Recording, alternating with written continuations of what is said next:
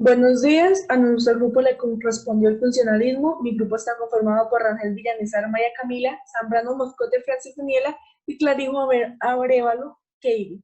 Y mi persona, Vadillo Carreño y Guerrero Vanessa.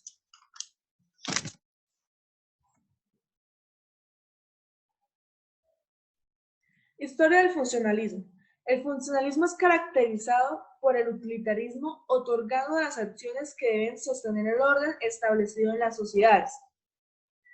Por otra parte, el funcionalismo es una corriente influida por el pragmatismo americano y el evolucionismo, el cual se desarrolló a finales del siglo XIX y principios del siglo XX. Frente al estructuralismo, el funcionalismo pretendió estudiar la mente para comprender cómo las distintas propiedades y características facultan o infieren de algún modo en el individuo para desenvolverse en el medio en que se habita.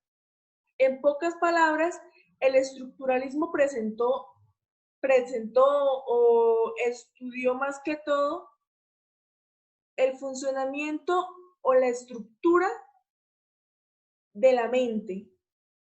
Este estructuralismo se basó en solamente estudiar la estructura de la mente, mientras que el funcionalismo se preocupó por estudiar la función de esta misma.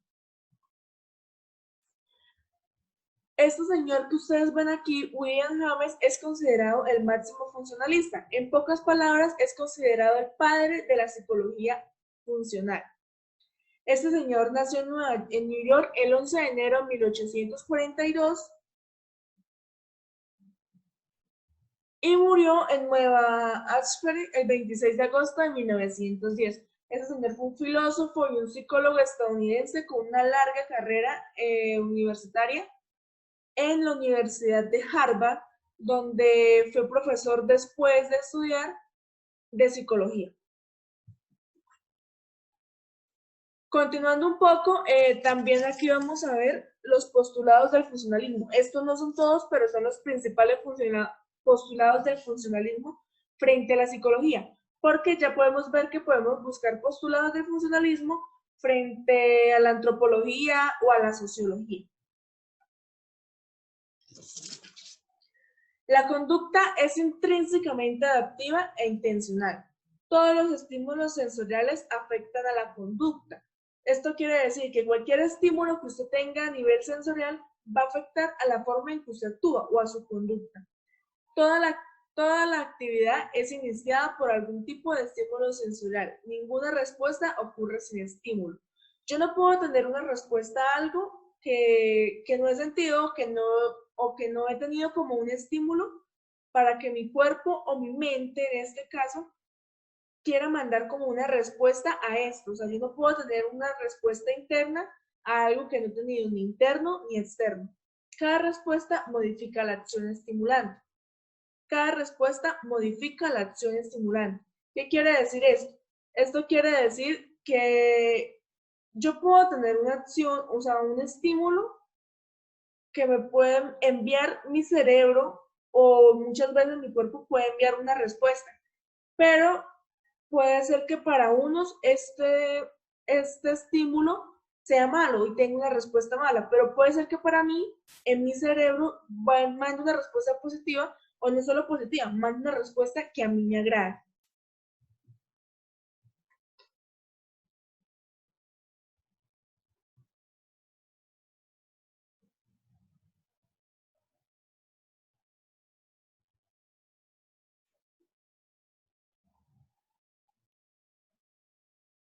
Bueno, mi nombre es Francis Daniela Zambrano. Continuando con la explicación de nuestra escuela, los antecesores de estas son Charles Darwin, Sir Francis Galton, William James y James Rowland Engel. Para el funcionalismo, la psicología se encarga de estudiar las actividades mentales. Estos la clasifican en tres procesos. Primero, estímulo motivador. Segundo, situación sensorial. Y tercero, respuesta que altera la situación que satisface conductas motivantes. Para el funcionalismo, los motivos no son necesarios para la conducta. Sin embargo, estos son unas fuerzas que potencian lo que finalmente vamos a realizar. También para estos, la conciencia se encarga de suponer. pero lo que realmente sucede son procesos. Inicialmente los funcionalistas tenían a la psicología como parte de la biología. Estos introdujeron métodos de investigación y analizaban o experimentaban con niños, con animales y con personas con situaciones especiales a nivel mental. Los funcionalistas también introdujeron el método de la introspección y estos tienen como 3 características principales que les voy a mencionar.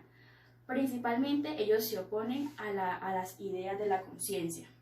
Segundo, estos, digamos que todos los conocimientos los aplican para mejorar la calidad de vida de la persona.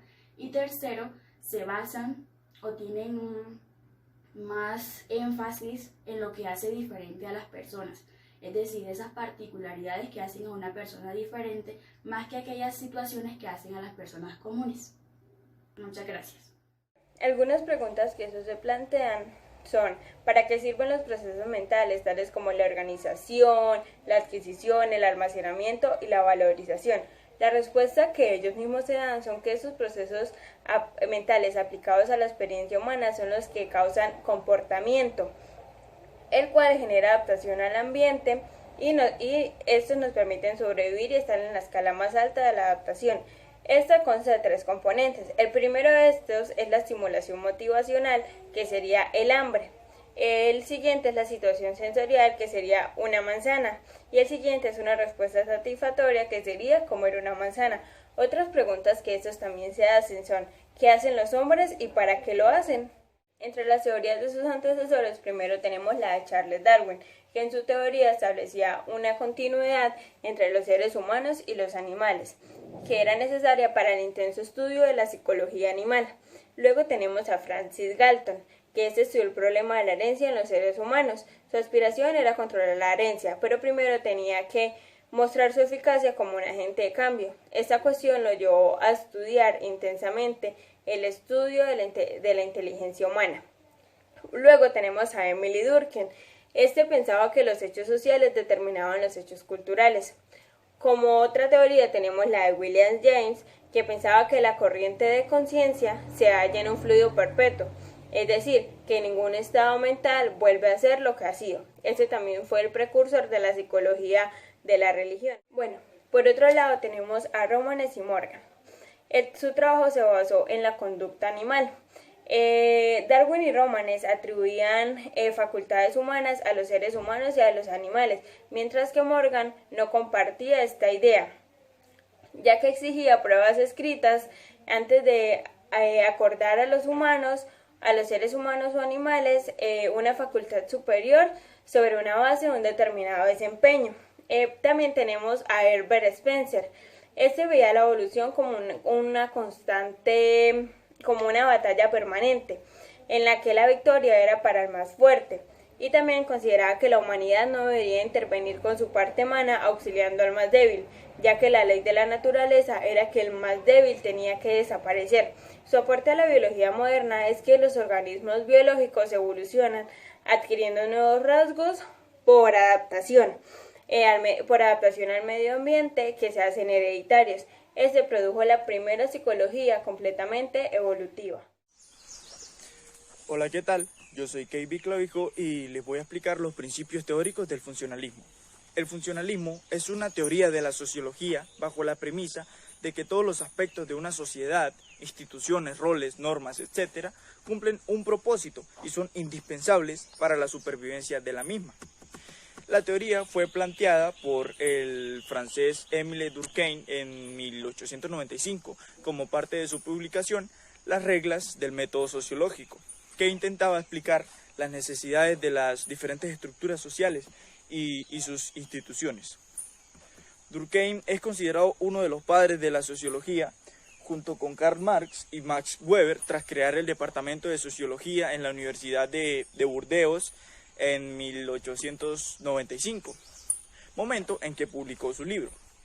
En el siglo XX, el concepto de funcionalismo también fue aplicado en la antropología con el objetivo de estudiar la sociedad sin tener en cuenta su historia, sin tener en cuenta lo que haya pasado allí, sino como se la encuentra en el momento del análisis.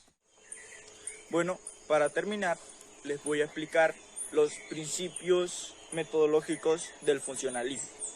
La corriente del funcionalismo persigue dos objetivos fundamentales que están plasmados en el libro de Durkheim, Las reglas del método sociológico, como ya les había dicho en la parte anterior. Considerado parte de la ciencia social positiva. Este libro es muy considerado en la ciencia social. El sociólogo propone dos tesis centrales para llevar a cabo el método funcionalista. 1. Considerar un objeto de estudio específico. La sociología sostiene un único objeto de análisis en base a los hechos sociales, a diferencia de la filosofía o la psicología que analizan múltiples variables. Y la segunda, aplicar un método científico. La sociología persigue el pensamiento objetivo en base a la investigación empírica y pruebas de razonamiento, a fin de evitar prejuicios o puntos de vista subjetivos.